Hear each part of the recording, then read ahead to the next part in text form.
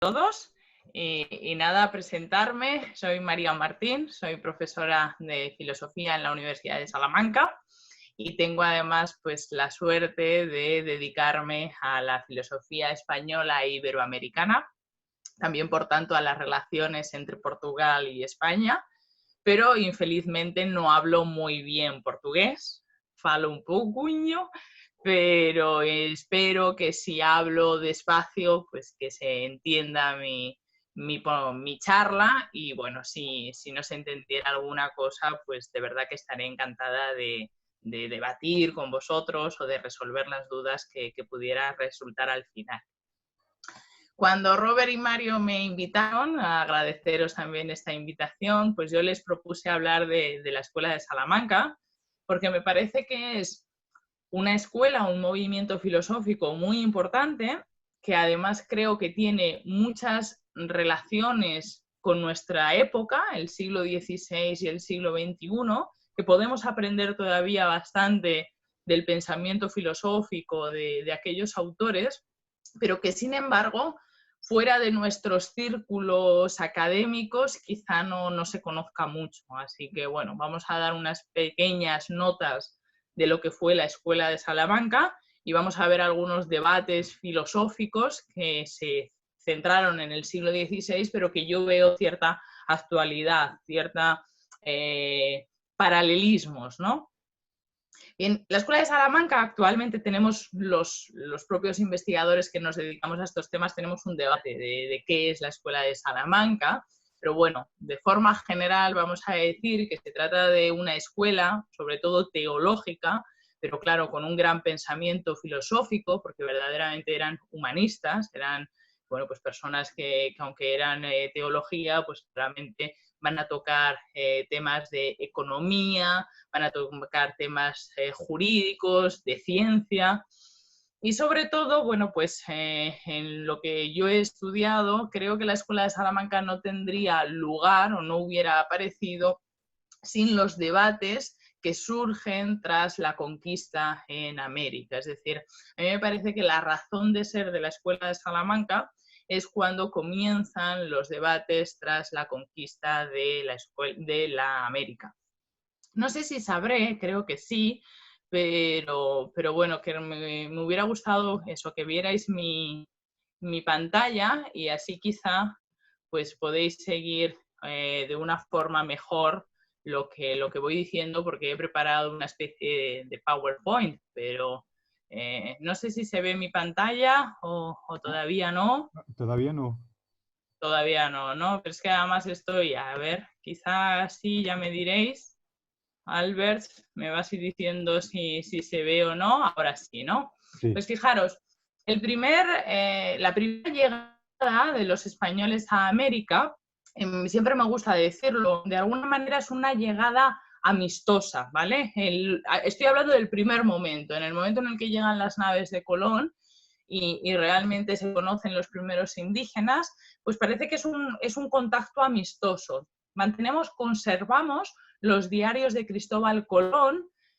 Es verdad que desde el punto de vista histórico hay mucha polémica porque no se sabe si es una fuente fiable o si, bueno, si realmente fue tergiversada, modificada, pero bueno, vamos a fiarnos del documento y sabemos que en esa noche del 11 al 12 ven luz y realmente en esos diarios de Cristóbal Colón nos dicen, como veis en el texto, que el primer contacto entre los españoles y los indígenas de aquellas tierras fue un contacto amistoso, lo cual a mí me gusta, no sé, pensar que al menos la humanidad tiene una especie de esperanza, ¿no? De que no llegamos directamente a hacer daño al otro, sino que más bien de lo que se trataba era de crear amistad, ¿no? Dice Cristóbal Colón que como no podían hablar, pues que se intercambiaron regalos, ¿no? Que unos les daban pues lo veis aquí, cascabeles, vidrios, y que los indígenas pues respondieron a esos regalos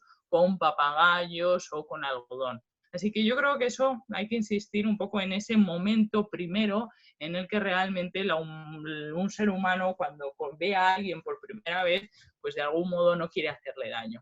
El problema es lo que viene después, ¿no? Cuando ya se sabe que esas tierras son ricas, cuando realmente ya Cristóbal Colón avisa que merece la pena llevar a las milicias y comienza entonces, ¿vale?, lo que es la conquista de América. Y esas primeras noticias que llegan a España, pues yo creo que de alguna manera generan dos visiones. Por una parte, tenemos una visión de admiración hacia América. De algún modo, América se representa como ese nuevo paraíso, como una oportunidad perdida para hacer las cosas bien. En filosofía va a generar todo el género de las utopías, ¿no?, del mito del buen salvaje, de generar otro tipo de forma de hacer las cosas. Pero también claramente tenemos esa otra visión peyorativa, negativa, claramente causada tanto por la conquista, por las guerras, como por las encomiendas. Las encomiendas eran un sistema de gobernación en el que un español que estaba allí en América recibía pues un número de indios para que quedaran a su mandato, y claro, empezamos a saber que en esas encomiendas hay un abuso, que se está utilizando a los indios no como trabajadores, sino más bien como esclavos, y entonces esos encomenderos van a justificar esos tratos inhumanos de alguna manera basándose en dos argumentos, ¿no? Por una parte, vamos a tener muchos españoles, los que están a favor de la conquista y de las encomiendas, que nos van a decir que aquellos indios no eran ni siquiera seres humanos. ¿Y cómo van a justificar ese argumento, ¿no?, esa razón que hoy nos parece tan abominable? Pues fijaros, por una parte porque nos van a decir que de algún modo las dos grandes definiciones de ser humano que se jugaban en el siglo XVI, una de ellas provenía de la filosofía griega, que era que el ser humano es un ser racional, dotado de logos, pues que de algún modo los indios no eran seres racionales, que cometían sacrificios humanos, que cometían casos de antropofagia, entonces que cómo íbamos a poder decir que eran seres racionales. Y también la otra segunda definición del ser humano que vamos a tener en el siglo XVI era la que provenía sobre todo del cristianismo, de las grandes religiones, que venía a decir que el ser humano es una criatura divina, hecha a imagen y semejanza de Dios. Entonces nos sucedía lo mismo, ¿no? ¿Quién va a osar, quién va a atreverse a decir que aquellos indígenas que cometen casos de antropofagia, de canibalismo, sacrificios humanos, incesto, ¿no?, relaciones entre familias, cómo vamos a decir que sus almas son hechas a imagen y semejanza de Dios? Por tanto, vamos a tener como dos grandes definiciones en el siglo XVI que no casan con lo que los conquistadores observan en aquellas tierras y que además ellos aprovechan e inciden para decir que no son verdaderos seres humanos y que por tanto, ¿vale?, podemos conquistarles y podemos hacerles la guerra. Y además había otra tercera razón en este momento, sobre todo para avalar las encomiendas y la servidumbre, que era la doctrina aristotélica de la esclavitud natural, ¿no? El libro 1, capítulo 1 de la Política, la naturaleza ha hecho a unos siervos y a otros señores, incluso nos ha dotado de cuerpos diferentes, y aquel que es fuerte pues tiene que estar obligado a mandar, mientras aquel que es débil tiene ese papel en la sociedad de servir. Y los conquistadores lo vieron claro. Pues la doctrina aristotélica lo que hace es justificar las encomiendas, que los españoles podamos tratar a los indios como esclavos. Pues bien, este era el discurso, sobre todo, ¿no?, prioritario, preponderante en esa España, en los que estaban a favor de la conquista. Y en 1511 sabemos que un fraile dominico que está en la isla de la Nueva España, que se llama Antón de Montesinos, pues va a ser pionero en denunciar esos tratos inhumanos que los españoles estaban dando a los indígenas en América. Es decir, el discurso de Montesinos va a ser realmente pionero y les va a preguntar, tenía aquí un vídeo, pero bueno, si queréis más tarde lo vemos, porque es una película, ¿no?, que lo recoge muy bien y nos traslada muy bien a ese momento. Entonces Montesinos, ¿no?, hace ese sermón y se lo dedica directamente a los encomenderos que están allí en la Nueva Española y les pregunta ¿acaso creéis que no tienen almas racionales? Así que nos ponen esa sospecha, ¿no? Que realmente los conquistadores creían que no eran seres racionales. Pues bien, después de ese discurso de Montesinos, se sabe que los encomenderos se quejan ante la corona, le dicen al rey que qué es eso de que los dominicos estén criticando a la gente que está yendo a América, y los dominicos, por su parte, también sabedores de que han recibido quejas, pues van a moverse y van a pedir ayuda a los frailes, sobre todo de su orden, de la Orden de Santo Domingo, que están en España. Y en ese sentido, pues los frailes del convento de San Esteban de Salamanca tenían una gran repercusión social y cultural, porque Salamanca era la universidad más antigua del imperio y además muchos de ellos pues eran confesores reales, consejeros reales. Así que en el convento de Salamanca de estos frailes dominicos se reciben las noticias de que los hermanos de la Nueva Española creen que se está actuando de forma ilegítima con los indios y deciden responder ya desde España. Así que más o menos en 1526 es cuando los historiadores creemos que nace la escuela de Salamanca. ¿Por qué 1526? Pues fijaros, porque en 1526 un dominico que se llama Francisco de Vitoria, que ahora vamos a ver, lo que consideramos el padre de la escuela de Salamanca, es cuando gana la cátedra de prima de la Universidad de Salamanca, es cuando viene a Salamanca e inmediatamente pues tiene una especie de discípulos y hace ese círculo. Os decía al inicio que hoy tenemos ese problema, ¿no?, de que no nos ponemos de acuerdo que entre los que investigamos estos temas, qué es la Escuela de Salamanca, cuándo nace, quiénes son sus miembros. Hay algunos que piensan que debería de ser anterior, que incluso Montesinos debería de ser el origen, que hay otros que incluso creen que debería de ser Domingo de Soto, que de alguna manera es en paralelo, porque Francisco de Vitoria escribe muy poco y sus grandes obras, sobre todo, no las redacta, no las publica. Pero bueno, más allá de los debates internos, sobre todo pues Francisco de Vitoria, Domingo de Soto, Melchor Cano, y luego quizá estos dos grandes nombres, los más conocidos, que en mi opinión serían algo así como la proyección de la escuela, porque no se forman en el núcleo central con Francisco de Vitoria, pero sin embargo sí que recogen las ideas de Francisco de Vitoria, y tanto Bartolomé de las Casas como Alonso de la Veracruz llevarán esas ideas a América y pensarán los mismos problemas ya desde América. Yo creo que ahí hay un salto. Vamos a encontrar primero una teoría filosófica pensada desde Salamanca sin conocer realmente lo que está sucediendo en América, conociendo solo de oídas, y luego sí vamos a tener un discurso que conoce el terreno, que conoce de primera mano lo que está siendo la conquista y que inevitablemente es un discurso mucho más radicalizado, ¿no? Porque como ellos dicen, yo he visto cómo se están comportando realmente los españoles. Vamos con Francisco de Vitoria, que en principio todos estamos más o menos de acuerdo en que es el fundador. Francisco de Vitoria, como digo, es el catedrático de la cátedra quizá más importante de la Facultad de Teología, y en el curso académico 1538-1539 imparte dos relecciones sobre los indios. ¿Qué eran estas relecciones? Pues fijaros, las relecciones eran como una conferencia pública al que estaban obligados los catedráticos a impartir una vez al año. Entonces eran públicas, no solo era para su clase, no solo eran para sus alumnos de teología, sino que podía asistir otras personas de la universidad. Una de las novedades que añade Francisco de Vitoria es que va a dedicar estas relecciones a temas polémicos. En vez de repetir algunos de los datos o algunas de las materias que habían visto durante sus clases, él lo que va a hacer es coger temas actuales y polémicos para hacer esas relecciones, ¿vale? Nos quedamos con la primera, y esa primera relección, aunque ya insisto, tiene dos, esa primera relección se divide en tres partes.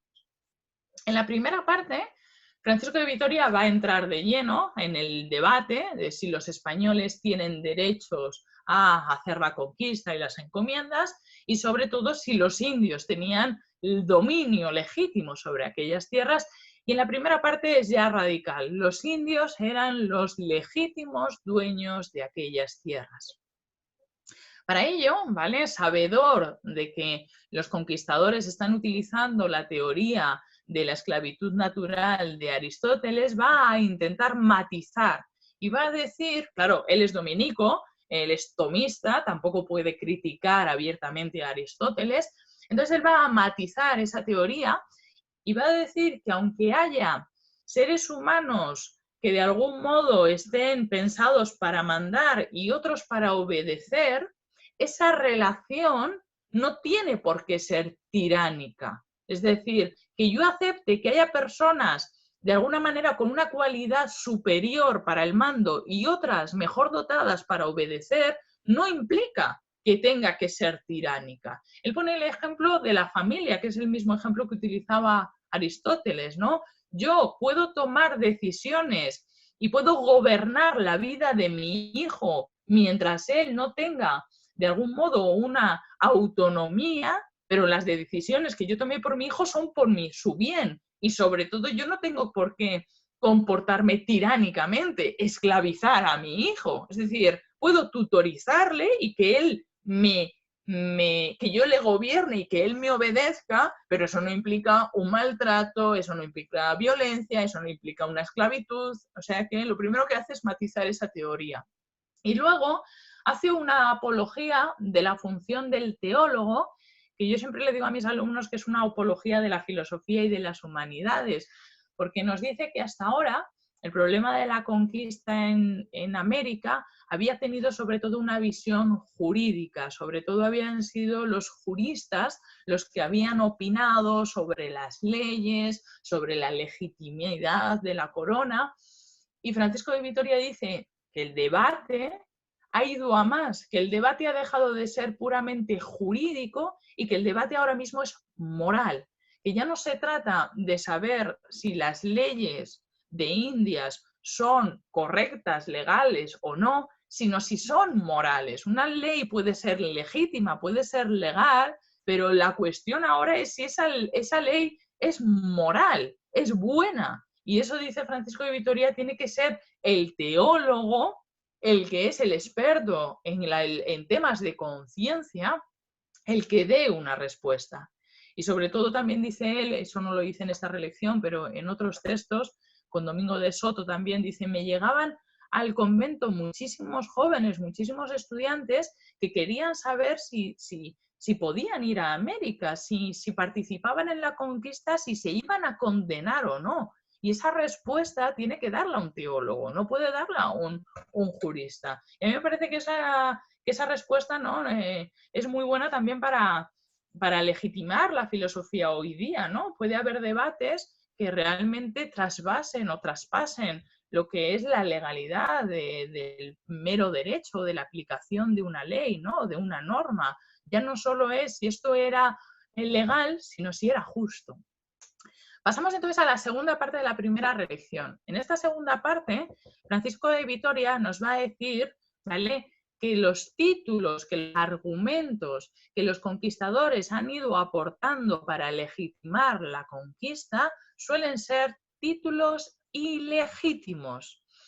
¿Cuáles eran esos títulos, esos argumentos, esas razones que daban los españoles? Pues fijaros, una de ellas era que realmente América había sido un regalo de Dios porque Dios estaba contento porque justo los españoles habían expulsado a los judíos y a los musulmanes en la toma de Granada y por tanto, fijaros, 1492 la toma de Granada y 1492 la llegada a América.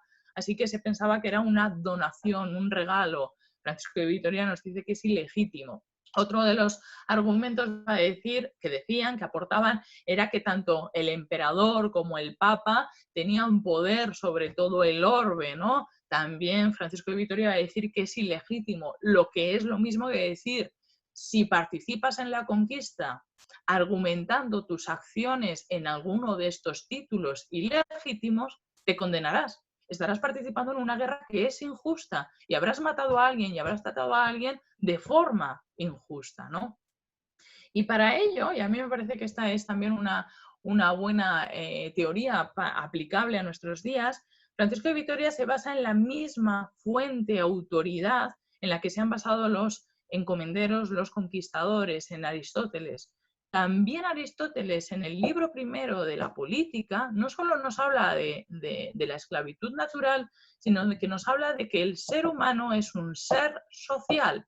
Así que el Francisco de Vitoria y la Escuela de Salamanca van a decir que quizá esas prácticas que hemos visto en el amerindio, ¿no? Incesto, antropofagia, quizá podamos pensar que es irracional, quizá no podamos decir que son seres hechos a imagen y semejanza de Dios, esas dos definiciones antropológicas del inicio quizá no casen, pero sí podemos defender la humanidad diciendo que son seres sociales, porque tenían sus ciudades, sus comunidades, sus instituciones, son seres sociales y la sociabilidad es también una característica del ser humano.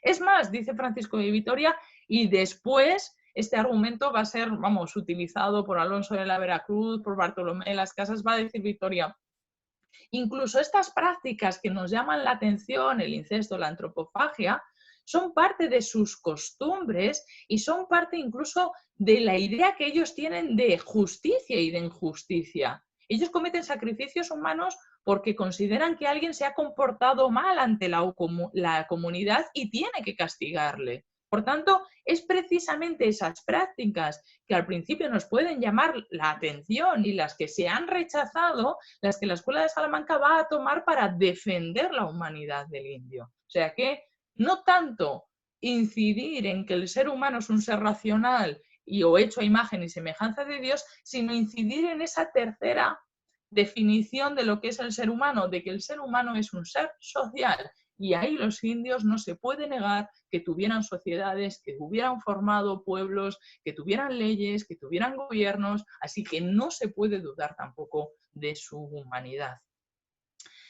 Y la tercera parte, ¿vale? En esa segunda parte es muy crítica, ya lo hemos visto, nos puede sorprender cómo un teólogo del siglo XVI se atreva públicamente a decir que ni el Papa ni el Emperador tengan poder allí en América, pero en la tercera parte, de alguna manera, Francisco de Vitoria nos decepciona, porque Francisco de Vitoria nos va a decir que sí hay unos argumentos que sí pueden justificar la guerra en América. Así que también mis estudiantes cuando pasan a esa tercera parte me dicen, ¡jo María! ¿No? Al final Francisco de Vitoria sí que apoya la guerra.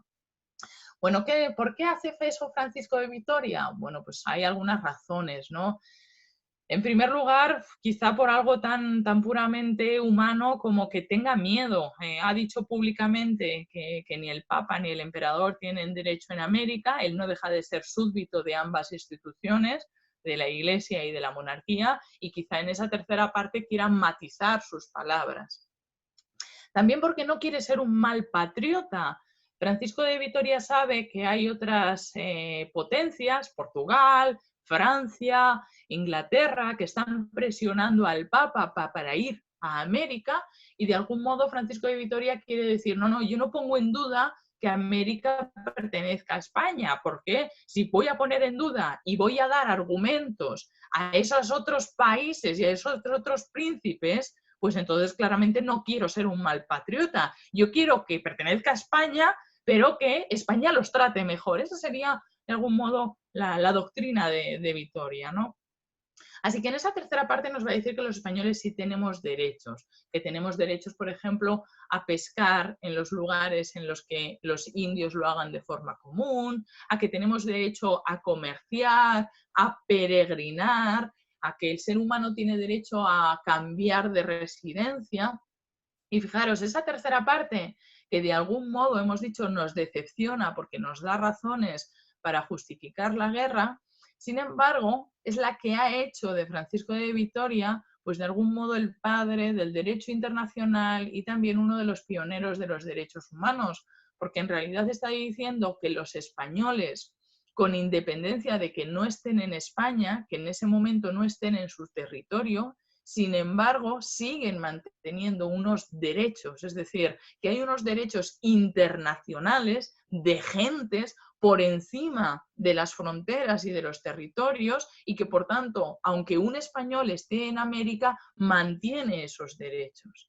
Así que aunque esa tercera parte, insisto, es la que desde el punto de vista hoy no nos gusta tanto, sin embargo, es la que les hace pioneros en la defensa de los derechos humanos.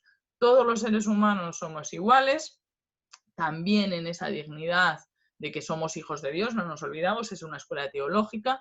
Todos los seres humanos nacemos libres y precisamente porque somos libres e iguales debemos comportarnos fraternalmente, ¿no? Parece estos tres valores también los que luego veremos en la Declaración del Hombre y del Ciudadano de Francia, de la Revolución Francesa. Hay una línea que ha sido estudiada, sobre todo que pasa por Portugal, ¿no? Cómo estas ideas de la Escuela de Salamanca se las retoman luego los jesuitas, sobre todo con un Francisco Suárez, cómo los jesuitas la trasladan y se sabe que, por ejemplo, un filósofo como John Locke o Hobbes han leído a Suárez. Sabemos luego que John Locke fue fuente de inspiración para los revolucionarios americanos y para la Declaración de Virginia. Sabemos que la Declaración de Virginia fue la base para la Revolución Francesa y la Declaración de los Derechos del Hombre y del Ciudadano de Francia, y sabemos que esas dos declaraciones, la de Virginia y la de Francia, fue las que leyó la ONU cuando hizo, ¿no?, su Declaración de los Derechos Humanos. Así que la Escuela de Salamanca también está a la base, y esto no es que lo diga yo, sino que también en la ONU hay un busto de Francisco de Vitoria, y en la sede de Ginebra hay unas pinturas que se llaman la Escuela de Salamanca, en las que aparece también la Catedral de la Escuela de Salamanca y una figura de Francisco de Vitoria, un poco que la ONU realmente reconoce el papel pues pionero que tuvieron estos teólogos, ¿no? Así que aquí os lo tengo, pues tanto la estatua como la sala de consejos de la Sociedad de Naciones de Ginebra. Así que yo creo que tanto amigos portugueses como amigos españoles pues tenemos que estar muy satisfechos de este patrimonio nuestro, pero claro, tenemos que estar dispuestos también a estudiarlo. Yo creo que lo que falta es pues gente que de algún modo se interese por esta filosofía, por la filosofía iberoamericana, y necesitamos, bueno, pues jóvenes que empiecen a hacer trabajos y que los saquen del olvido, ¿no? Por mi parte, creo que esto sería todo, que cumplo con el mandato de la media hora y bueno, si queréis preguntar cualquier cosa, pues yo encantada.